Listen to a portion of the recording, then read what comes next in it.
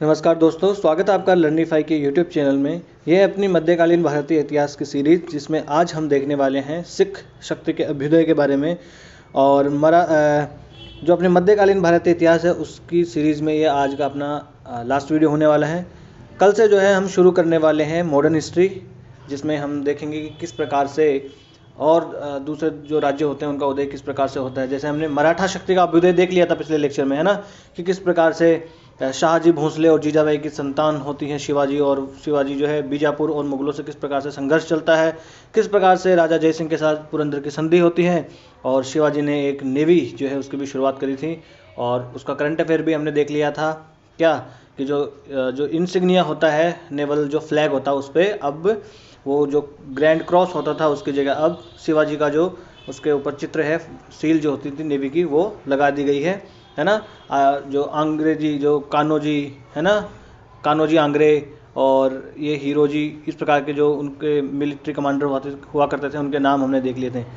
अब उसी से के संबंध में आगे जो है कल के लेक्चर में हम देखेंगे कि किस प्रकार से आगे पेशवाओं ने, मैंने आपको बताया था कि किस प्रकार से छत्रपति शाहू के बाद में उसके बाद में आगे आने वाले जो पेशवा हुआ करते थे उनके प्रधानमंत्री वही पूरे उस पर कब्जा कर लेते हैं। और पेशवाओं के काल में किस प्रकार से मराठा शक्ति का उदय होता है, जो कि अब हम कह सकते हैं कि मॉडर्न इंडिया में जिसको हम सम्मिलित करेंगे, क्योंकि उनका संबंध जो है अब अंग्रेज़ों के साथ में, और जो उत्तरवर्ती मुगल साम्राज्य होता है उनके सम्राटों के साथ किस प्रकार से उनका संबंध होता है वो हम देखेंगे। तो कल से जो है हम शुरू कर देंगे अपना क्या, मॉडर्न इंडिया की शुरुआत कर देंगे। मॉडर्न इंडिया की नींव कल से पड़ जाएगी, है ना। तो आज के लेक्चर में पहले हम देख लेते हैं सिख शक्ति के अभ्युदय के बारे में, ठीक है। ये देखिए एनसीईआरटी से मैं पूरा लेके आया हूँ, और भी इसमें फैक्ट जो है जो शामिल करने चाहिए वो शामिल मैं इसमें मैंने कर लिया है, ताकि क्वेश्चन अगर यूपीएससी पूछेगी तो पूछेगी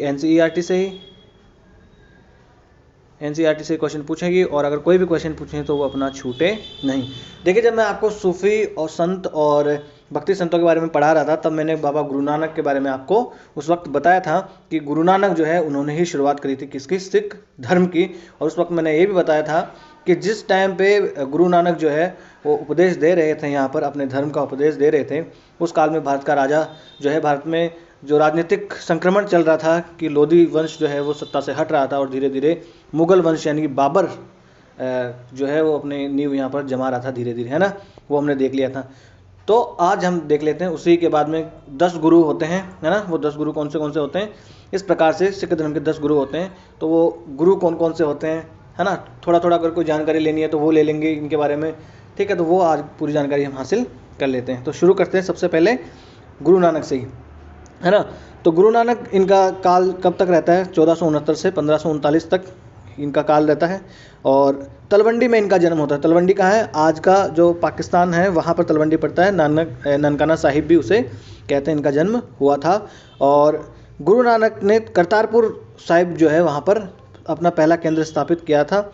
और करतारपुर साहिब में मैंने आपको करंट अफेयर में भी बताया था उस टाइम पर जब मैं पढ़ा रहा था आपको, कि करतारपुर साहिब से यानी अपने भारत में बाबा मैं नया पेज ले लेता हूँ, डेरा बाबा नानक से लेकर करतारपुर साहिब, ये पाकिस्तान में है, और ये भारत में है। भारत से लेकर पाकिस्तान के बीच में ये हमने एक कॉरिडोर जो है वो स्थापित किया था। और ये कौन सी नदी के किनारे है, करतारपुर, ये रावी नदी के किनारे है ना। तो ये एक कॉरिडोर भी हमने शुरू किया था, ये करंट अफेयर था। तो ये करतारपुर साहिब है, यहाँ पर इन्होंने पहला उपदेश जो है यहाँ पर ये देते हैं, और पहला केंद्र जो है अपना ये यहाँ पर स्थापित करते हैं। उसके बाद इससे पहले ये जो है बहुत इन्होंने यात्राएं कर चुकी होती है देश विदेश में। इन्होंने देश विदेश मतलब आज के जैसे भारत, पाकिस्तान, अफगानिस्तान देश नहीं हुआ करते थे, अलग अलग उस काल में जो राज्य हुआ करते थे उनमें, ठीक है। फिर उन्होंने क्या किया, अपने अनुयायियों के लिए करतारपुर में एक नियमित उपासना पद्धति उन्होंने अपनाई, है ना, कि बस कि नियमित एक उपासना पद्धति होनी चाहिए कि इस प्रकार से आप जो है भगवान के भजन करोगे। जिसके अंतर्गत उन्होंने क्या किया, शब्दों को गाया जाना उन्होंने प्रारंभ किया। शब्द क्या होते थे, जो भजन होते थे, सिख धर्म में उन्हें शब्द कहते हैं। जैसे आप अगर किसी गुरुद्वारे में गए हो अगर आप, तो वहाँ पर शब्द गाते हुए आपको कुछ सिख लोग मिल जाएंगे। तो वो शब्द जो है ना वो चलते रहते हैं वहाँ पर, बाबा नानक वगैरह ऐसा जो भी चलते रहते हैं वो सब, है ना। तो वो होते हैं शब्द। उनका गाया जाना शुरुआत किसने करी, बाबा गुरु नानक ने ही करी थी। और उनके अनुयायी जो थे वो अलग अलग धर्मों से हुआ करते थे, जैसे हिंदू हो गए, मुसलमान हो गए, सिख हो गए, सिख तो इन्होंने ही सिख धर्म की खोज की है, जैन वगैरह हो गए। ये लोग जो है इनके धर्म से इनसे संबंधित हुआ करते थे। जाति और लिंग का भी कोई भेदभाव वहाँ पर नहीं होता था। स्त्री पुरुष हो, ऊंची जाति नीची जाति, किसी भी जाति का हो, वो उनका अनुयायी हो सकता था उस काल में। इन्होंने एक साझी रसोई भी शुरुआत करी, जिसे क्या कहते हैं, लंगर। आपने भी कभी तो ना कभी तो लंगर में खाना खाया ही होगा, और अगर नहीं खाया तो कभी खाना। उसमें क्या होता है कि साझी रसोई होती है, वहाँ पर खुद ही लोग बनाते हैं खाना एक साथ मिलकर, और सब लोग एक साथ बैठकर बिना किसी जाति पाति धर्म ऊंच नीच के एक साथ बैठकर वो क्या करते हैं, खाना एक जगह खाते हैं, है ना, लंगर छकते हैं। तो वो होता है लंगर। तो लंगर की शुरुआत इन्होंने की। देखिए लंगर ये शब्द है ना, यूपीएससी ऐसे शब्द उठाती है, और वो उठाती है यूपीएससी से, एनसीईआरटी से ही उठाती है यूपीएससी क्वेश्चन। तो ये लंगर क्या होता है, तो लंगर होता है साझी रसोई, है ना, याद रखना। और बाबा गुरु नानक ने उपासना और धार्मिक कार्यों के लिए जो जगह नियुक्त की थी उसे क्या कहा जाता था, धर्मसाल। यानी कि कोई एक जगह तो होगी ना जहाँ पर साझे लोग एक जगह बैठेंगे और एक जगह धर्म उपासना करेंगे, उससे क्या कहा जाता है, धर्मसाल। और उसी धर्मसाल को आज हम क्या कहते हैं, गुरुद्वारा, है ना, आज उसे ही हम गुरुद्वारा कहते हैं। पहले उसे क्या कहते थे, धर्मसाल, जहाँ एक साथ मिलकर लोग पूजा अर्चना कर पाएँ। 1539 में गुरु बाबा नानक की मृत्यु हो जाती है, और अपनी मृत्यु से पूर्व ही उन्होंने अपना एक अनुयायी था, उसको अपना उत्तराधिकारी ये चुन देते हैं। उनका नाम होता है लहणा। लहणा जो है होते हैं, इनको ये अपना उत्तराधिकारी चुन लेते हैं।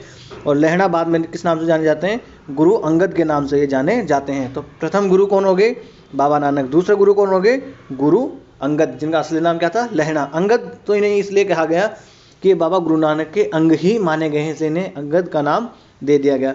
और गुरु अंगद के बारे में जानकारी और है यहाँ पर। जो गुरुमुखी लिपि था, गुरुमुखी लिपि जो थी, उसका जन साधारण में प्रचार प्रसार किसने किया, वो गुरु अंगद ने ही किया। और ऐसा कहा जाता है कि जो मुगल सम्राट हुमायूं हुआ करता था, उसने आशीर्वाद ग्रहण किया था किससे, गुरु अंगद से। और लंगर जो व्यवस्था थी जो गुरु नानक ने शुरू की थी, उसको स्थायी बनाने का कार्य भी किसने किया था, वो भी गुरु अंगद ने ही किया था। और उदासी जो एक मत हुआ करता था, पंथ हुआ करता था, उसको सिख पंथ से निकाल देते हैं, ये उसको अलग कर देते हैं, कौन, गुरु अंगद देव। तो देखिए शुरुआत में मुगल सम्राट और जो सिख गुरु होते हैं उनके बीच में जो संबंध होते हैं वो मैत्रीपूर्वक संबंध होते हैं ना, परंतु बाद में धीरे धीरे राजनीतिक कारणों से इनके संबंध जो है वो बिगड़ जाते हैं। यहाँ पर देखिए बताया गया है कि जब गुरु नानक जो थे, बाबा नानक, वो जब युवक थे तो किस प्रकार से, इस प्रकार से बैठ के जो है लोगों के साथ वो धार्मिक चर्चा किया करते थे, धार्मिक मुद्दों पर, है ना। तो शुरुआत के 2 गुरुओं के बारे में हमने जान लिया, गुरु नानक और गुरु अंगद देव। इस प्रकार से ही इनके 10 गुरु हैं। 1 मिनट आप देख लीजिए, तब तक मैं पानी पी लूँ। पहले गुरु हैं गुरु नानक, दूसरे हैं गुरु अंगद, तीसरे हैं गुरु अमरदास, चौथे हैं गुरु रामदास, 5वें हैं गुरु अर्जन देव, 6वें हैं गुरु हरगोविंद, 7वें हैं गुरु हरराय, 8वें गुरु हरकिशन, 9वें गुरु है गुरु तेग बहादुर, और 10वें गुरु है गुरु गोविंद सिंह। आपको एक एक का नाम याद रखना नहीं है कि 10 के 10 आपको याद रखने हैं, या आपको कोई पूछने वाला नहीं है। और ऐसे याद करने बैठोगे तो आपको याद भी नहीं होगा। इनके बारे में थोड़ा थोड़ा जानेंगे ना तो अपने आप याद हो जाएगा। देखिए गुरु नानक और अंगद तो आपको याद हो ही गए होंगे। और गुरु जो अर्जन देव के बारे में तो मैंने आपको बताया था कि 5वें गुरु थे। जहांगीर के काल में जो है इनके संबंध बिगड़ जाते हैं, गुरु अर्जन देव की हत्या करवा दी जाती है। फिर औरंगजेब के काल में मैंने बताया था कि गुरु तेग बहादुर जो है इनकी हत्या करवा दी जाती है। और गुरु गोविंद सिंह जो है ये भी औरंगजेब के काल में ही रहते हैं, है ना। अंतिम समय में औरंगजेब इनको मिलने भी बुलाता है, परंतु बाद में एक अफगान आदमी छुरा मार के इनकी हत्या कर देता है। इस प्रकार से आपको धीरे धीरे अपने आप ये याद हो जाएंगे, ठीक है। अब आगे चलते हैं। गुरु अंगद के नाम का महत्व यही था कि ये गुरु नानक के अंग ही माने गए, इसलिए इनको नाम दिया गया था क्या, अंगद, है ना। और इन्होंने देखिए जो बाबा नानक थे उनकी रचनाओं का इन्होंने संग्रह किया, और उस संग्रह में अपनी भी कुछ कृतियाँ इन्होंने जोड़ दी। यानी गुरु जो नानक थे उन्होंने कुछ ना कुछ जो अपनी कृतियाँ लिखी थी, जो शब्द इन्होंने लिखे थे, जो वाणी लिखी थी, उसको इन्होंने संग्रहित कर लिया, और साथ में उसमें अपनी जो कुछ कृतियाँ थी वो भी इन्होंने जोड़ दी, और नई लिपि गुरुमुखी में इनको लिख दिया। तो मैंने आपको थोड़ी देर पहले ही बताया था कि गुरुमुखी लिपि जो है उसका प्रचार प्रसार करने में गुरु अंगद ने महत्वपूर्ण भूमिका निभाई थी। फिर गुरु अंगद के 3 उत्तराधिकारियों ने भी अपनी रचनाएं जो है बाबा नानक के नाम से ही लिख दी थी।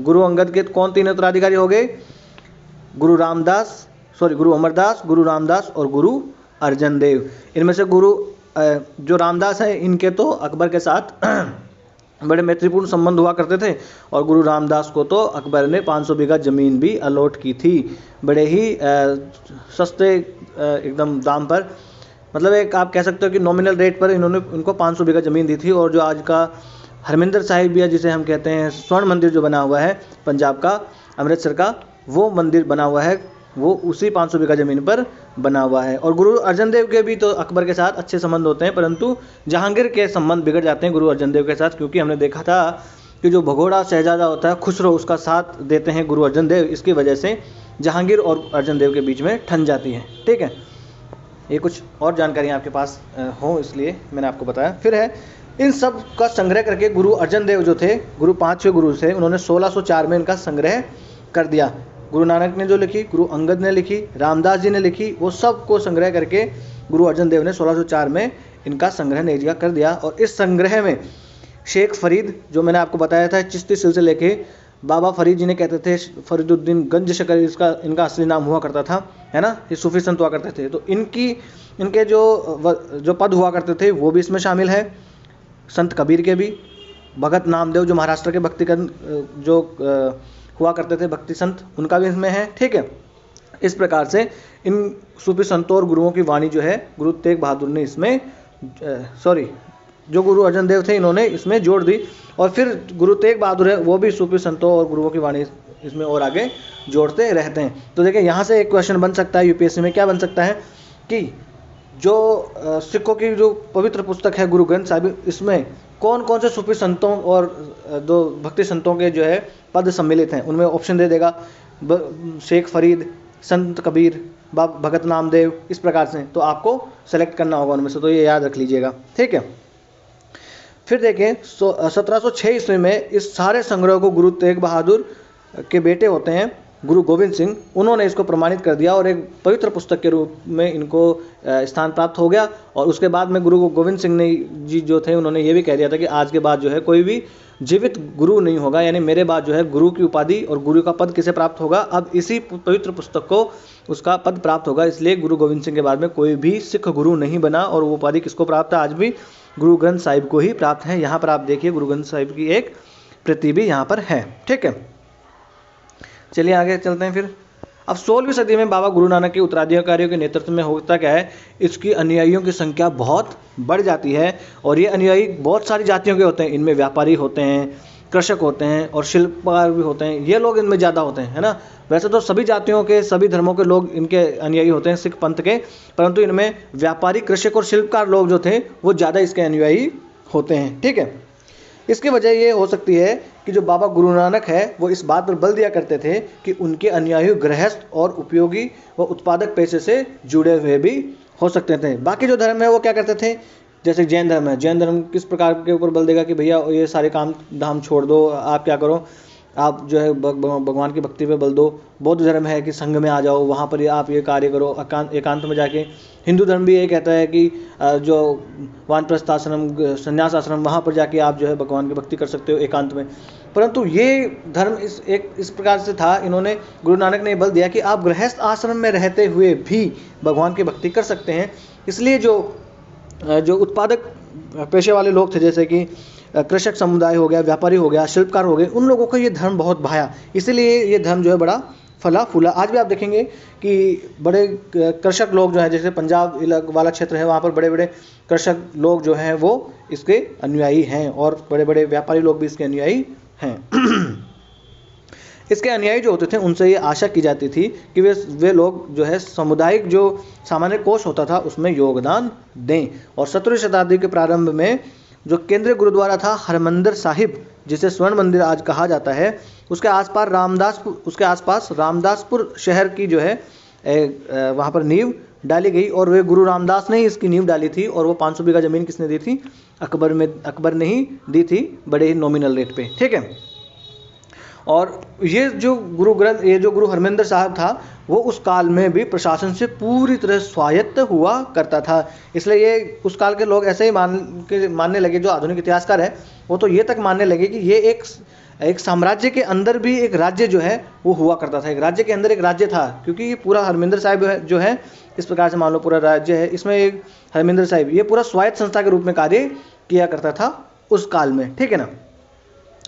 फिर मुगल सम्राट जहांगीर जो है इस समुदाय को एक संभावित खतरा मानता था। क्यों मानता था? क्योंकि जो भगोड़ा शहजादा था खुसरो, वो खुसरो जो है वो पहुंच जाता है और गुरु अर्जन देव होते हैं 5वें गुरु, वो उसको आशीर्वाद दे देते हैं और उसका साथ देते हैं, इसलिए देशद्रोह का आरोप इन पर लगाया जाता है और फिर इनकी हत्या करवा दी जाती है। गुरु अर्जन देव को मृत्युदंड दे दिया जाता है। हालांकि देखिए अगर हम इन सब चीज़ों से ऊपर उठ के देखें तो ये संबंध पूर्णतया राजनीतिक संबंध ही थे, क्योंकि जब तक ये राजनीति में हस्तक्षेप नहीं कर रहे थे तब तक इनका संबंध मैत्रीपूर्वक ही हुआ करते थे, सौहार्दपूर्ण संबंध इनके हुआ करते थे, जैसे कि अकबर के काल में थे और जैसे कि हुमायूं के काल में हुआ करते थे, ठीक है। फिर हम देखते हैं सिख जो 17वीं शताब्दी में क्या हुआ कि सिख आंदोलन था उसका राजनीतिकरण शुरू हो जाता। पहले ये क्या था? पहले एक पूर्ण तरीके से धार्मिक आंदोलन हुआ करता था, जिसमें धर्म के सुधार की बात की जाती थी, जो आडंबर पूर्वक धर्म हुआ करता था उससे छुटकारा पाने की बात थी, गृहस्थ आश्रम में रहते हुए भी भगवान की पूजा कर सके इसकी बात थी, सामूहिक लंगर की बात थी, है ना, प्रवचन उपदेश इसकी बात हुआ करती थी। परंतु 17वीं सदी आते आते ये सिख आंदोलन एक तरीके से राजनीतिकरण इसका हो गया, है ना, और जिसके दूरगामी परिणाम ये हुए कि 1699 आते आते गुरु गोविंद सिंह ने खालसा पंथ की स्थापना कर दी, है ना। खालसा पंथ के नाम से जाना जाने वाला सिख समुदाय अब एक राजनीतिक सत्ता बन गया था, खालसा पंथ बना दिया इन्होंने, है ना। किन्होंने? तो खालसा पंथ बनाने का श्रेय जाता है गुरु गोविंद सिंह को, जो कि 10वें गुरु माने जाते हैं। इन्होंने पूरा एक राजनीतिक संगठन इसको बना दिया, सैनिक संगठन इसको बना दिया, ठीक है। 16वीं और 17वीं शताब्दियों की जो बदलती हुई ऐतिहासिक परिस्थितियां थी उसने जो सिख आंदोलन था उसको भी प्रभावित किया। वो काल की बदलती हुई परिस्थितियां किस प्रकार से थी? 16वीं और 17वीं की मुगल जो है यहाँ पर सत्ता में आ चुके थे, उनके बीच में उत्तराधिकार के युद्ध हो रहे थे और उन्होंने उस उत्तराधिकार के युद्ध में जो है इन्होंने हस्तक्षेप करना शुरू कर दिया। आसपास के जो राज्य थे वो धीरे धीरे स्वतंत्र होते जा रहे थे, उसका लाभ इन्होंने भी उठाया और इन्होंने भी अपनी स्वतंत्र जो है एक राज्य की स्थापना करना ये लोग शुरू कर देते हैं, ठीक है। शुरू से ही बाबा गुरु नानक के विचारों का सिख आंदोलन पर बहुत ही अच्छा प्रभाव और महत्वपूर्ण प्रभाव पड़ा था। देखिए यहाँ पर मैं आपको बता दूं, ये एक एक जो था एक एक राज्य के बारे में हम वो जानेंगे भी। सिख राज्य के बारे में तो अभी जान रहे हैं, फिर मालवा में, अवध में, बंगाल में, और ये मराठाओं के बारे में हम जान ही चुके थे। इस प्रकार से ये हैदराबाद का निज़ाम, इस प्रकार से अलग अलग राज्य जो है वो स्वतंत्र होते जा रहे थे। कब? उत्तरवर्ती जो मुगल काल आ जाता है, औरंगजेब के बाद में जो मुगल सम्राट होते हैं इतने शक्तिशाली नहीं होते हैं, इसलिए जो राज्य जो थे वो धीरे धीरे जो कभी सूबा हुआ करते थे वो धीरे धीरे अपने आप को स्वतंत्र घोषित करने लग जाते हैं और उसी का फ़ायदा उठाते हैं ये सिख आंदोलनकारी जो होते हैं, जो सिख धर्म के लोग होते हैं। वो एक धर्म में जो धार्मिक आंदोलन हुआ करता था एक समय में, वो आगे चल के एक राजनीतिक आंदोलन बन जाता है, क्योंकि मुगल सम्राट जो है वो अब कमज़ोर हो चुके थे और उसका लाभ इन्होंने उठाया, ठीक है। गुरु जो नानक थे उन्होंने एक ईश्वर की उपासना के महत्व पर जोर दिया। देखिए ये यहाँ से क्वेश्चन बन सकता है, ये जो चीज़ें यहाँ पर दी गई ना एक एक इंपॉर्टेंट है, तो ध्यान से सुनिएगा। उन्होंने क्या आग्रह किया था कि जाति, धर्म और लिंग भेद इस प्रकार से सब चीज़ें जो है इनसे मुक्ति प्राप्त कर लो आप, है ना।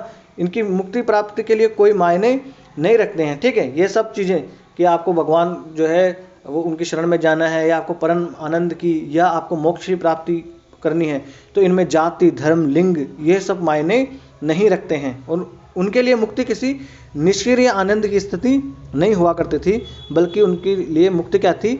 सक्रिय जीवन व्यतीत करने के साथ साथ सामाजिक प्रतिबद्धता की निरंतर कोशिशों में ही नीत हुआ करती थी उनके लिए। यानी कि एक निष्क्रिय जीवन आप जी रहे हो कि एकांत में चले गए जंगल में, वहाँ पर जाके आप भगवान की पूजा कर रहे हो, उससे आपको मुक्ति की प्राप्ति होगी, ऐसा नहीं मानते थे। कौन? गुरु नानक। वो क्या मानते थे? सक्रिय जीवन आप व्यतीत करते रहे गृहस्थ आश्रम में ही और उसके साथ साथ अपने सामाजिक प्रतिबद्धताओं की को निभाते हुए साथ साथ जो आपको जो आप भगवान की पूजा में लगे रहेंगे उससे जो आपको मुक्ति मिलेगी वो उसमें मान्यता रखते थे। कौन? गुरु नानक जी, ठीक है। अपने उपदेशों के सार के रूप में उन्होंने 3 बातें कही थी। 3 पदों के नाम या 3 शब्द वो प्रयोग करते हैं। क्या? नाम, दान और स्नान, है ना। नाम, दान और स्नान। नाम का अर्थ क्या है? सही उपासना, है ना। नाम जपते रहो ईश्वर का, है ना, बाबा का नाम जपते रहो, है ना, वाहिगुरु का। दूसरा दान। दान में क्या आ जाता है? दान का मतलब था दूसरों का भला करना, यानी दान मतलब आप पैसे का दान कर दिया, कपड़ों लत्तों का दान कर दिया, यही नहीं। जैसे कोई आदमी टीचर है, वो दूसरों को जाके पढ़ा रहा है, वो भी दान है। कोई आप किसी की हेल्प करा रहे हो, वो भी दान है। तो दान मतलब दूसरे लोगों की हेल्प करना, दूसरों का भला करना, ये दान। और स्नान का मतलब ये हुआ करता था कि आचार विचार की पवित्रता, है ना। स्नान से मतलब है ना, स्नान करने से क्या होता है, आदमी स्वच्छ हो जाता है ना। वही उसी प्रकार से अगर आप स्नान करोगे, गुरु के नाम का स्नान करोगे, तो उससे क्या होगा कि आपके आचार विचार की शुद्धता आप में आएगी और जो बुराइयां आप में हैं वो दूर हो जाएगी। ऐसा कौन मानते थे?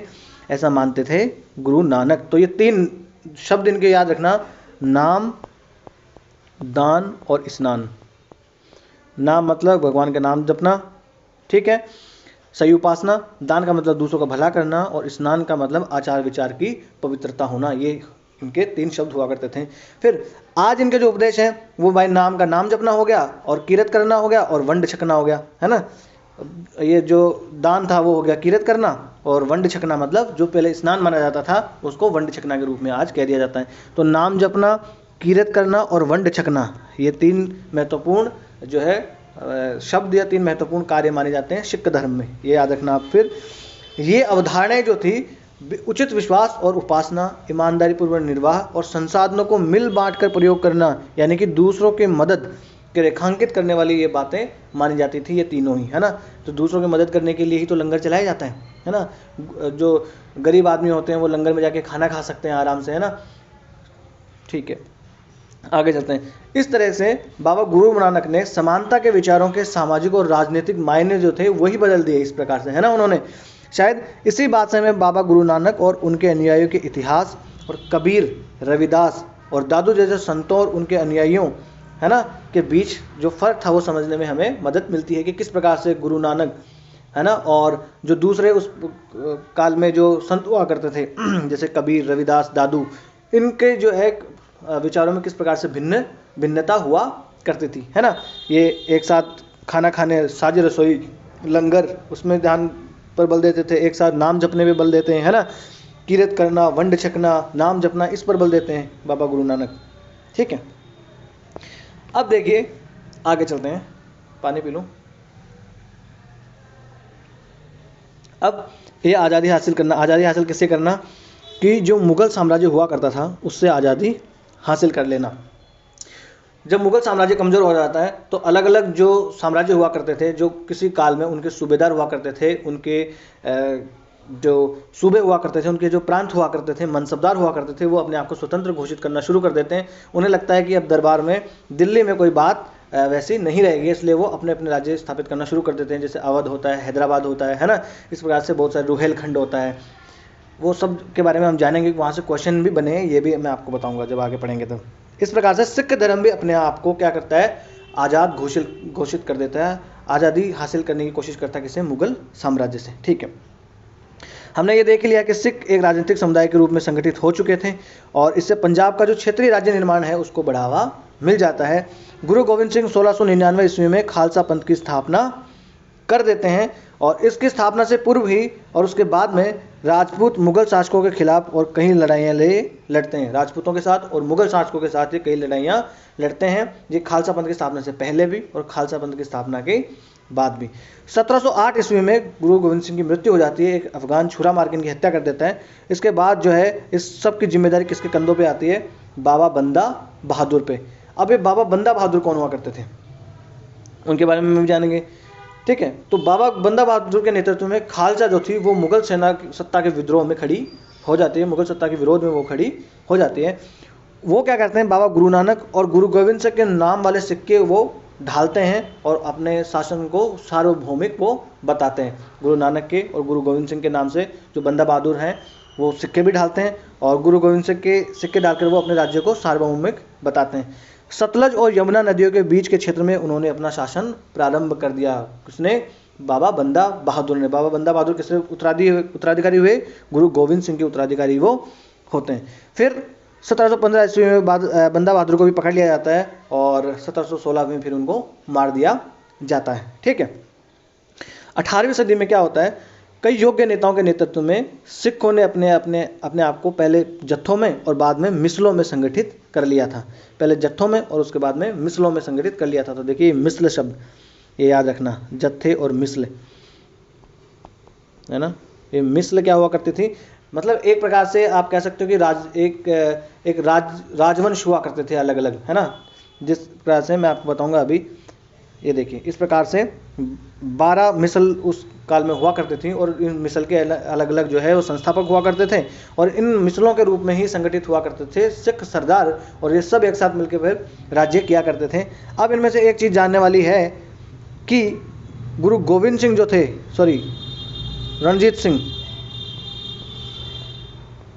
रणजीत सिंह एक राजा होंगे, जब मैं आपको पढ़ाऊंगा आधुनिक भारत और उसमें हम आंग्ल और सिख युद्ध पढ़ेंगे, तब मैं आपको बताऊंगा रणजीत सिंह।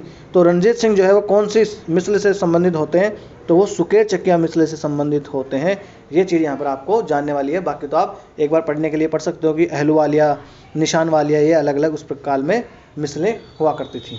अब आ जाते हैं अपने यहाँ पर, ठीक है। तो इन लोगों ने, सिखों ने अपने आप को क्या कर लिया, मिसलों में इन्होंने संगठित कर लिया, और इन जत्थों और मिसलों की संयुक्त सेनाएं क्या कहलाती थी, दल खालसा, है ना। जो खालसा पंथ सैनिक संगठन शुरू किया था किसने, गुरु गोविंद सिंह ने, उसको मिसलों में अब आगे बदल दिया गया, और ये जो मिसलें और जत्थे हुआ करते थी, इनकी संयुक्त सेनाएं एक साथ मिल जाती थी, उसको क्या कहते थे, दल खालसा कहते थे। और उन्हीं दल खालसा, वो जो उन दिनों जो दल खालसा हुआ करते थे, वो बैसाखी और दिवाली के जो अवसर हुआ करते थे उन पर अमृतसर में एक साथ मिलते थे, और वहाँ पर बैठ के ये प्लानिंग किया करते थे। जो सारे दल जो खालसा हुआ करते थे वो सबके सब एक जगह मिलते थे, कब, दिवाली और बैसाखी पे, ठीक है। और इन बैठकों में वो सामूहिक निर्णय लिए जाते थे, जिन्हें गुरुमत्ता कहा जाता था। गुरुमत्ता मतलब गुरु का प्रस्ताव। ये देखिए एक एक वर्ड यहाँ पर इंपॉर्टेंट है, गुरुमत्ता, दल खालसा, मिसल, ये किससे संबंधित है, तो ये सिख धर्म से संबंधित है, सिख जो राज्य हुआ करता था उससे संबंधित है। गुरुमत्ता का मतलब क्या है, पूछ लेगा आपको एग्जाम में और आप पहचान नहीं पाओगे। गुरुमत्ता का मतलब होता था गुरु का जो प्रस्ताव होता था वो। और सिख जो थे उन्होंने राखी व्यवस्था भी स्थापित की, जिसके अंतर्गत क्या होता था, किसान लोगों को 20% कर देना होता था, और उसके बदले में वो किसानों को संरक्षण देते थे। ये होती थी राखी व्यवस्था। आपको बता दूं, राखी व्यवस्था एक एक चीज़ जानने वाली है। राखी व्यवस्था मतलब आप किसान लोगों को ये कहते थे कि आप हमें 20% टैक्स दे दो, उसके बदले हम आपको संरक्षण देंगे। किससे, मुगलों से संरक्षण देंगे, और जो भी आपके पास यहाँ लूटपाट करेगा उन सब लोगों से हम आपको संरक्षण देंगे, आप जो हमें 20% टैक्स दे दो। ये थी राखी व्यवस्था। तो गुरुमत्ता, गुरु के प्रस्ताव, राखी व्यवस्था, 20% टैक्स के बदले जो आपको संरक्षण दिया जाएगा। मिसल और जत्थे क्या होते थे, ये सैनिक संगठन एक प्रकार से हुआ करते थे, सैनिक टुकड़ियाँ ये हुआ करती थी, और ये जब संयुक्त एक साथ मिल जाती थी सभी मिसलें, तो वो दल खालसा कहलाती थी, ठीक है, समझ लिया आपने। अब देखिए, गुरु गोविंद सिंह जो थे, इन्होंने खालसा को प्रेरित किया था कि शासन उनके भाग्य में है। समझ रहे हैं आप, गुरु गोविंद सिंह ने क्या कहा, राज करना जो है आपके भाग्य में है, इसलिए आप राज करो। वो कहते थे राज करेगा खालसा। खालसा उनका जो संगठन, सैनिक संगठन होता था वो, ठीक है। जो उनका सुनियोजित संगठन था खालसाओं के, उसी के कारण खालसा पहले मुगल सूबेदारों के खिलाफ और फिर अहमद शाह अब्दाली के खिलाफ सफल विरोध प्रकट करते हैं। ये अहमद शाह अब्दाली कौन था, ये अहमद शाह अब्दाली हुआ करता था एक लुटेरा, है ना। इसके बारे में भी हम जानेंगे आगे। ये भारत में आता है और दिल्ली को लूट कर चला जाता है। दिल्ली का जो मयूर सिंहासन होता है वो भी अहमद शाह अब्दाली लूट कर ले जाता है। देखिए यहाँ से क्वेश्चन बन सकता है कि अहमद शाह अब्दाली भारत में आया और उसने भारत में राज्य स्थापित किया, ऐसे क्वेश्चन बन चुके थे। मैंने आपको मध्यकालीन इतिहास में बताया था कि ऐसा प्रश्न देखिए बना है ना। वैसे मेरी एक नई हमारी एक लर्निफाई की तरफ से एक नई इनिशिएटिव लिया गया है, एक नई पहल शुरू की गई है कि रोज़ सुबह जो है ना हम एक क्वेश्चन डालते हैं अपने सिलेबस जो भी हम पढ़ रहे हैं उससे रिलेटेड, जो यूपीएससी क्वेश्चन पूछ चुके हैं, है ना। अपनी कम्युनिटी टैब पे आप जाएंगे तो वहाँ आपको रोज़ सुबह एक क्वेश्चन मिलेगा, और वहाँ पर वोटिंग करने का भी ऑप्शन होता है। आप ऑप्शन चुन के जो है आप वोटिंग कर सकते हो, और उसका आंसर अगले दिन उसी समय दिया जाता है कि उसका करेक्ट आंसर क्या है, जिससे आप अपने एक बार ज्ञान की परख कर सकते हो कि हाँ मुझे कितना पता है, और उससे आपको दिशा भी मिल जाएगी हाँ कि इन चीज़ों पे आपको फोकस करना है ना। तो अहमद शाह अब्दाली दिल्ली आता है और दिल्ली को लूट कर वो चला जाता है। अहमद शाह अब्दाली ने मुगलों से पंजाब का समृद्ध प्रांत और सरहिंद की सरकार को अपने कब्जे में कर लिया था, है ना। हालांकि देखिए दिल्ली पर इसने कब्जा नहीं किया और मतलब लूटा दिल्ली को, परंतु वहाँ पर शासन इसने स्थापित नहीं किया, परंतु जो सरहिंद और पंजाब का समृद्ध प्रांत होता था उसको अपने में कब्जे में कर लिया था अहमद शाह अब्दाली ने। मुगलों का पंजाब ये हुआ करता था, ठीक है ना। और खालसा ने 1765 में अपना एक अपना सिक्का भी ढाला और उसको सार्वभौमिक शासन की घोषणा के रूप में उन्होंने मान्यता दी, एक सिक्का ढालकर। ठीक है, ये महत्वपूर्ण है कि सिक्के पर उत्कीर्ण शब्द वही थे, कौन से, जो बंदा बहादुर के समय खालसा के आदेशों में पाए जाते थे, वही शब्द जो है इस सिक्के पर ढाले गए थे, है ना। तो अहमद शाह अब्दाली का भी सामना इन्होंने किया, मुगलों का भी सामना इन्होंने किया, किसने, जो खालसा हुआ करता था, जो गुरु गोविंद सिंह ने शुरू किया था, उस खालसे ने। ठीक है, फिर 18वीं शताब्दी के अंतिम भाग में सिख इलाके सिंधु से लेकर यमुना तक फैले हुए थे उस काल में, और ये विभिन्न शासकों में हालांकि बटे हुए थे, जो मिसल मैंने आपको बताई उनमें, और इनमें से एक शासक बाद में आता है, महत्वपूर्ण शासक, जो कि होता है महाराजा रणजीत सिंह। और उस काल में आधुनिक भारत में महाराजा रणजीत सिंह जो है, अगर चाइना को छोड़ दें तो आसपास के क्षेत्र में सबसे शक्तिशाली राजा कौन हुआ करता था, महाराजा रणजीत सिंह ही हुआ करता था। और जब तक महाराजा रणजीत सिंह जिंदा थे तब तक अंग्रेज लोगों ने भी सिख जो राज्य था उस पर हमला करने की हिम्मत नहीं दिखाई थी, सिर्फ उनसे संधि की थी। ठीक है, इसके बारे में हम आगे मॉडर्न इंडिया में जानेंगे। ठीक है ना।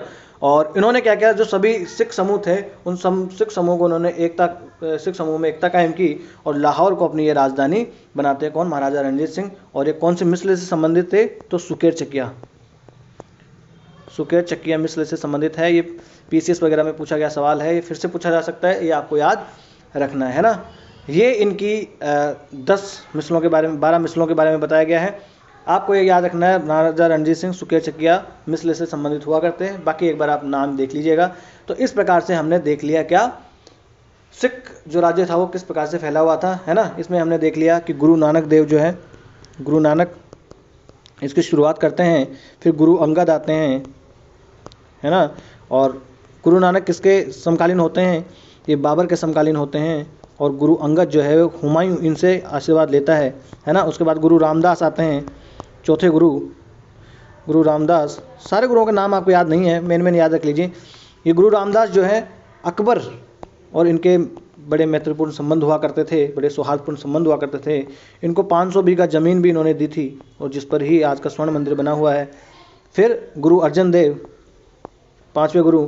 अकबर के अच्छे संबंध हुआ करते थे, परंतु जहांगीर के काल में इनके संबंध क्या हो जाते हैं, इनके संबंध थोड़े से कटुतापूर्ण हो जाते हैं, क्योंकि गुरु अर्जन देव भी जो है वो राजनीति में पड़ जाते हैं। और जो भगोड़ा शहजादा था खुसरो, उसको ये आशीर्वाद दे देते हैं, उसका साथ देने का वादा करते हैं, इसलिए जहांगीर इनको मरवा देता है।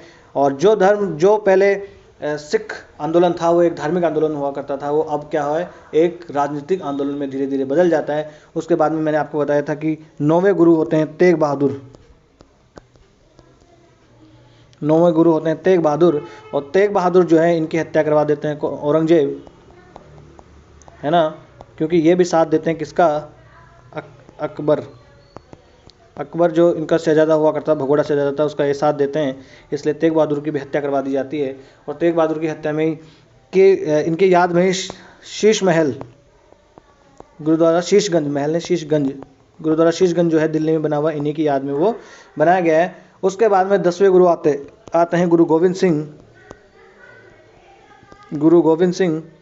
और गुरु गोविंद सिंह जो है ये खालसा पंथ की स्थापना करते हैं, है ना, खालसा पंथ की स्थापना करते थे। इनके बाद आते बंदा बहादुर, क्योंकि अब जो है गुरु के पद तो समाप्त हो जाता है, वो किसको दे दिया जाता है, गुरु ग्रंथ साहिब को ही गुरु का पद दे दिया जाता है ना। ये हमने देखा था। फिर बाद में ये विभिन्न मिसलों के बीच में ये संगठित हो जाते हैं, और इसलिए मिसल का एक मिसल होती है, एक सुकेर चकिया।